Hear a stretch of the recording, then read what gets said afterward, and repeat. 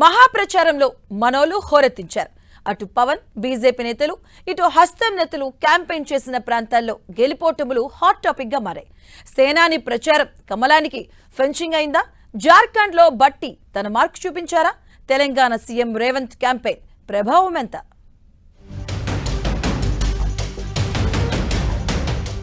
మహారాష్ట్ర, జార్ఖండ్ ఎన్నికల్లో తెలుగు నేతలు హోరాహోరీ ప్రచారాన్ని నిర్వహించారు. AP deputy CM Pawan Kalyan Maharashtra ఎన్నికల ప్రచారం నిర్వహించిన ప్రాంతాల్లో బీజేపీ విజయం సాధించింది. మహారాష్ట్రలోని 3 ప్రాంతాల్లో పవన్ ప్రచారం నిర్వహించారు. బల్లాల్పూర్, కస్బాపేట్ నియోజకవర్గంలో బహిరంగ సభల్లో పాల్గొన్నారు.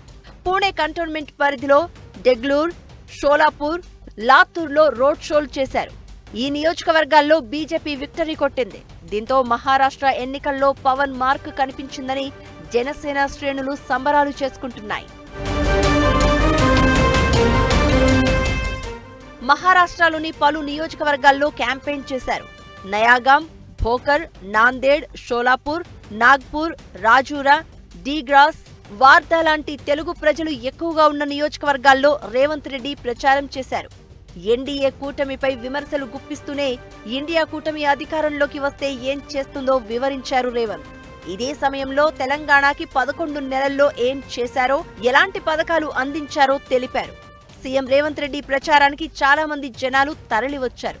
దాంతో కాంగ్రెస్ కూటమి ఆయా ప్రాంతాల్లో పట్టు సాధిస్తుందని కాంగ్రెస్ భావించింది. కానీ ఫలితం తారుమారైంది. రేవంత్ రెడ్డి ప్రచారం చేసిన దాదాపు అన్ని స్థానాల్లో ఇండియా కూటమి అభ్యర్థులు ఓడిపోయారు. సీఎం రేవంత్ తో పాటు తెలంగాణ మంత్రులు సీతక్క, ఉత్తమ్ కుమార్ రెడ్డి కూడా చెరో 40కి పైగా నియోజకవర్గాల్లో క్యాంపెయిన్ చేశారు.